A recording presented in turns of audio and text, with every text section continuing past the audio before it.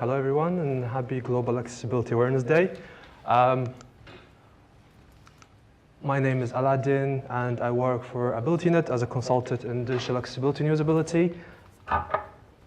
Today we're going to talk about the upcoming updates on WCAG 2.1, because we're talking about accessibility, so we're going to talk about the guidelines that have helped the web accessibility progress along the years. So AbilityNet is a charity, UK-based. We do a lot of things. We work with organizations and nationally and internationally, and also with the governments to ensure that their websites and applications are accessible to disabled users from all sorts of disabilities. I come from the first one, which is the consultancy aspect. And we do other things, which is works assessments and workplace assessment, DSA assessments for disabled students, helping them get along through the uni aspects of education. And we do also IT support at home. This is the volunteering aspect of AbilityNet. We have volunteers all over the UK that go to the homes and help people with their devices and software. And we have expert resources on our website. So if you want to visit our website to get more about how to utilize and how to enhance your experience with any software or any device, let's say, we have something called My Computer My Way. It has a lot of information there, and it's been embedded in many other websites as well, like I think Barclays have it embedded as well. Also, we do a free helpline. So we get to help people if they're not sure about how to do something with their software. So the agenda for today, I'm not sure how everyone is comfortable with WCAG in general, but I'll just do an overview of what does it mean, these guidelines, what do they mean, and also we'll cover WCAG 2.1, and also hopefully at the end we'll have some time for questions. Before that, what does web accessibility mean? Web accessibility means that enabling disabled people, or all people with disability, to access the web. Not just access, they should also be able to interact with it. The web should be perceivable to them as well, and should be able to contribute. And that's not just limited to disabled people. As we age, sometimes we lose our sight and we lose our hearing. So it also covers other aspects of users. So this is basically the definition of the W3C. And there are 4 types of disability generally. It's called functional disabilities: vision, hearing, motor, and cognitive. And the guidelines of World Web Accessibility Guidelines should cover these 4 aspects of the disabilities. When the Web Accessibility Guidelines were released first in 1999, in May, they had initially 14 guidelines and 64 checkpoints. And it was heavily HTML-based guidelines, so they would advise how to make the HTML more accessible. And then in 2008, they came with WCAG 2, and that was, the W3 decided to divide it into 4 principles, which is ensure that a website is perceivable, is robust, and understandable, and yes, so perceivable, robust, understandable. I forgot the 4th one. Yeah. And these are divided into 2 guidelines, 261 success criteria, and these are the ones that are currently being used as a standard by the International Standards Organization since 2012. And this is the one that the governments usually and organizations adhere to. But since that time, the mobile technology has evolved so much, and there was a gap. So 10 years later, they decided to come up with 2.1. Actually, they wanted to come up with WCAG 3, but they realized it's going to take a lot of work. So because the plan is to come with WCAG 3 is to ensure that it's more user research based and focused. So to cover the gap until then, until WCAG 3 comes out, they are going to release the WCAG 2.1 in June this year, hopefully. And there is rumors that there's going to be 2.2 as well to cover further gaps. So what's the reason 2.1 came out? It hasn't come out yet, but the work has started in 2017. The reason is that just because to cover 3 main gaps. So the W3 has formed 3 workforces, so they call it a workforce. One workforce to work with low vision, they call it low vision workforce, and because there's about 264 million blind users and people with low vision in the world, so it was really important to cover this gap. The other important gap, which is mobile technology, so some of the guidelines cover things that have been missed by WCAG 2, which is the mobile technology, and the other one is cognitive disabilities. Another workforce was called cognitive and learning disabilities workforce. And the last one is really important and tends to be missed a lot because it has a lot of impact, not just with disabilities, with people with cognitive disabilities, but with global design in general.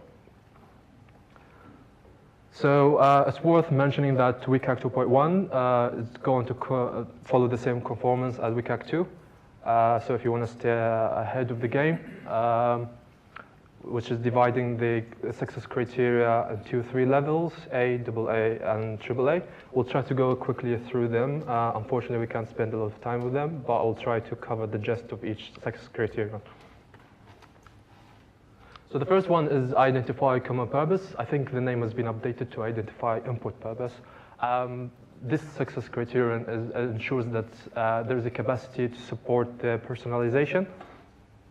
So it identifies, it allows the user to identify what's the purpose of this input. It's mainly intended for users with cognitive disabilities because it gives them a set of recognizable symbols and characters that they know about.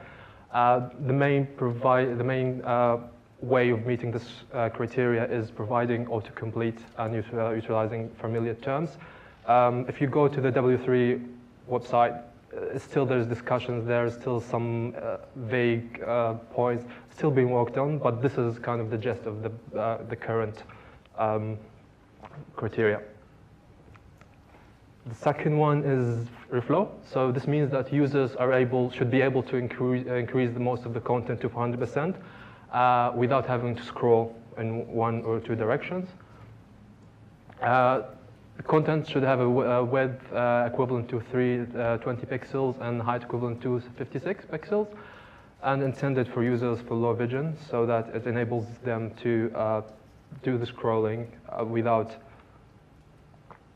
having to go all the screen to the left or to the right. So this can be done by using CSS grids and Flexbox to reflow the content. Things that you should avoid is to avoid making the size containers fixed. And this one is also tied to the same WCAG 2 as well. Graphic contrast, also known as non-text contrast. WCAG 2 had contrast for text, but this one is going to include graphics. By graphics, there's 2 kinds of graphics. There's buttons and form fields, sorry. And also there are graphics which are, for example, charts and so on.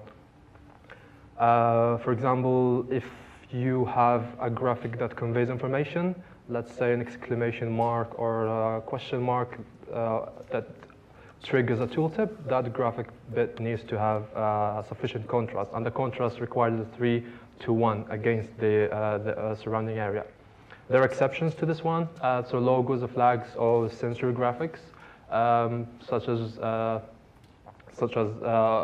screenshot you took, so that doesn't need to pass this contrast requirements. Also, graphics that cannot be represented by any other means. For example, you have gradient heat maps, so because that's the only way this can be understood is through the color. So that's not a requirement to meet this criteria. Text spacing, in a nutshell, it means that users should have the ability to do 3 things to the spacing when it comes to the text. One is for the letters, one is for the spacing after the paragraphs, between the paragraphs, and one for the word itself. So for the spacing, between the word, spacing should be 0.16 times the font size. For the letter spacing, it should be 0.12 the font size, and between paragraphs, user should be able to increase the spacing to 2 times the font size. All of this without ensuring that there is no loss in functionality, and as you can see on the right side there, without any crop or any text cutoff. The next one is content and hover focus. This means that any tooltips or any non-modal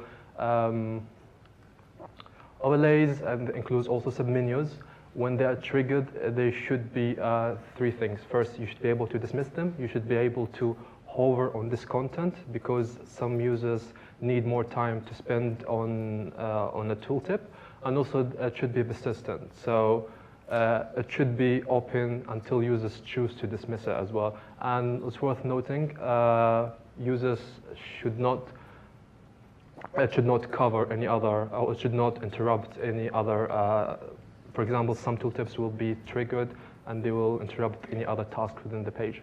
So this is intended for users with low vision and cognitive disabilities. As you can see on the right side, there is a tooltip refresh on the refresh button. As long as you're hovering over it, or also when it receives keyboard focus, it should be apparent. It's different from the other criteria, which is from WCAG 2 on focus, which cause a modal window to be triggered. That's different. So how to meet this criteria? Using the rule of tooltip or using hover and focus classes. So it's mainly CSS. Character key shortcuts, the other one. Character key shortcuts, keyboard shortcuts are really helpful for users who use a keyboard. But for users who will utilize voice recognition software, it can cause problems if the shortcuts they're using interrupt or get mixed with the shortcut implemented on the control. So users should be able to do 3 things. They should be able to turn off the shortcut, or they remap them, or the third thing, they can keep the shortcut, but it should only be active when that control is active. So for example, a keyboard shortcut for a list box, that's fine. When that list box receives keyboard focus, means it's active, so you can use the controls limited to that one.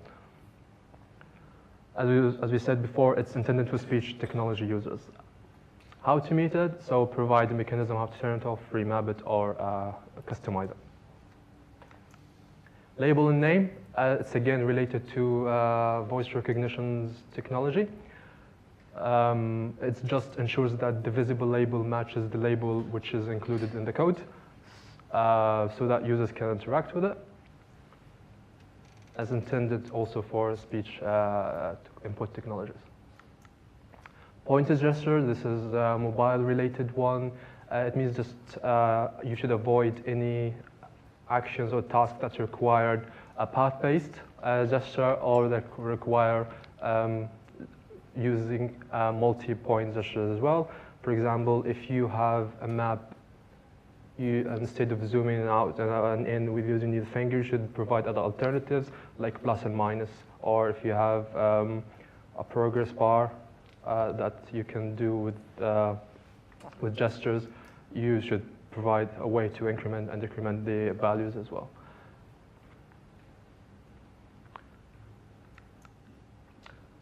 Pointing cancellation, this point is a bit still vague from I think it's just, what it means is that when you deal within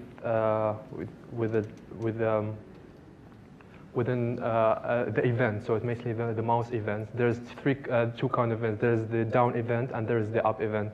So what it says is that one of these should be true, so no down event. So the down event, when you click on something, it shouldn't really activate that control unless it's actually a part of what you need to do. For example, let's say there is a piano application, so because you want to do the down event, you want actually to hear the sound. Abort and undo. So in case this happens, there is a way to do abort it, and up reversal, the up event. So when you lift your finger, this should do the opposite of the down event, and essential. That event should be essential for it. And if you click on something with a down event, it shouldn't. What it says is that it shouldn't be activated unless you move it within the same element. But if you choose to move away, it shouldn't really be activated. Motion accommodation. So in a nutshell, this one means you should avoid asking users to use motion. For example, let's say a shaking or tilting a device to perform a function. So any functionality that depends on this there should be an alternative to it using normal input elements. It's actually intended for users who are on mounted devices and they are not able to perform these movements. So again, how to meet it, just functionality or content shouldn't really rely solely on device inputs. Orientation. There's two kinds of types of orientation. There's the vertical, and there's also the portrait and the landscape. Both of these should be supported because, as you can see on the right side, there is a man holding a headband. So if it's changed to one landscape but not the other, one orientation to the other, they cannot really bring it back. So any app should or application should support both of these. And this can be controlled by CSS. Status messages ensures that users are aware of any important changes with the page. For example, you added something to the basket when you're doing shopping. There should be a message, an alert declaring that something has been added. Also, when users perform a search and you have a message saying no search result found, this also should be announced to them. Or there's a timer as well.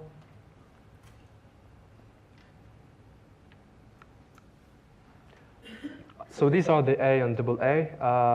Hopefully they don't get reduced any further because the last update was April, and then they just changed the priority. So I think the target size was double A, and then in January it was the double A, and then now made it triple A.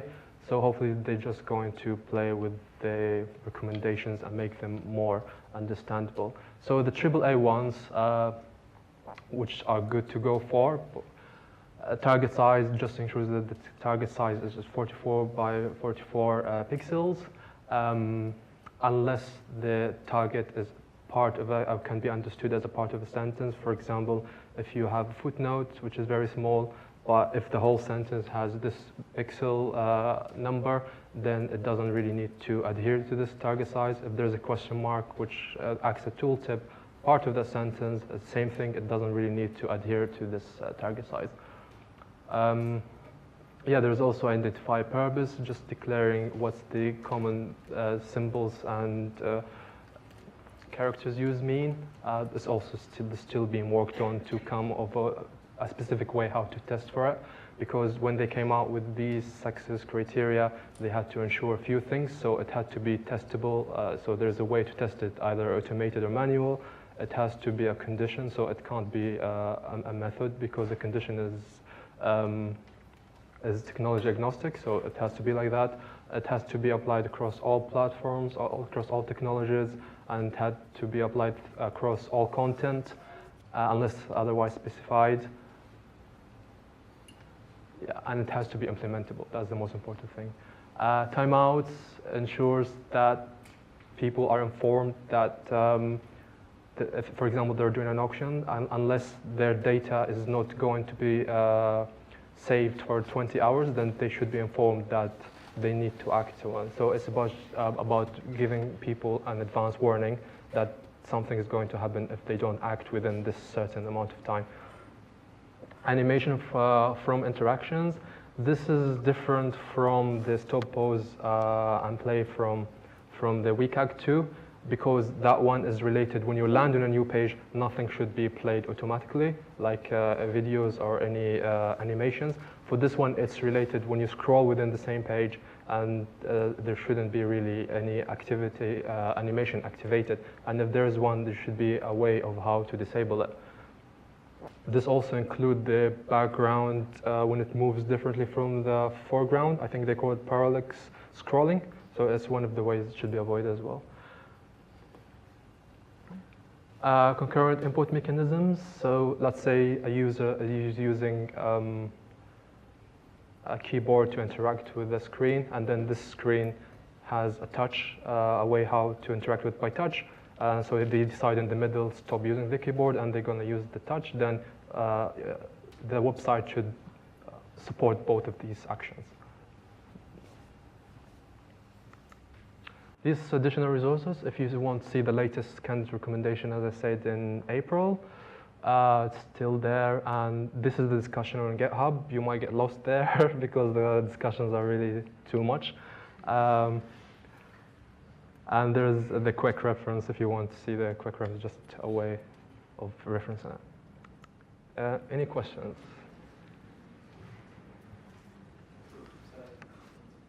Does anyone have any questions?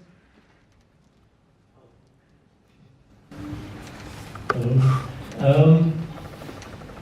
So have you warned or advised your clients that these changes are coming, and what has their reaction been in terms of there being more criteria to meet? I think most clients are aware of them, but I think it's going to take some time before they decide to because because it's not out yet, so they can't do it formally. But from what I'm aware of, a lot of our clients already address these issues when they do their applications, and because as I said, WCAG does not really cover mobile, but some of our clients do mobile audits, so they have to do these things and be ahead of it.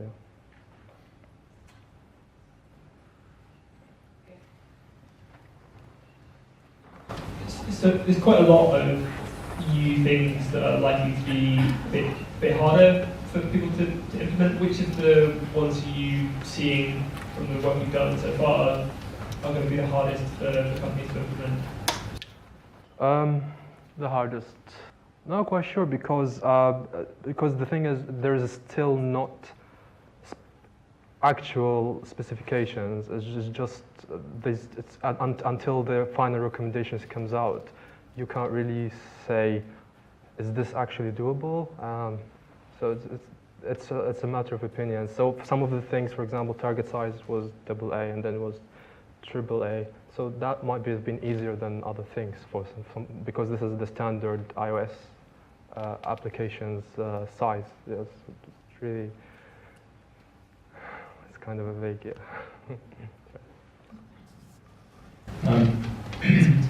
Cognitive disability has always been kind of underrepresented in WCAG. Do you feel that 2.1 doesn't have to address that? Sorry? Cognitive disabilities have always been underrepresented in WCAG in general. So do you think that 2.1 does enough to kind of address that? So what they're saying is basically this is the aim of WCAG 3, because WCAG 3 they're saying is going to be user research focused. But this one is still a bunch of people getting together, discussing things, removing things.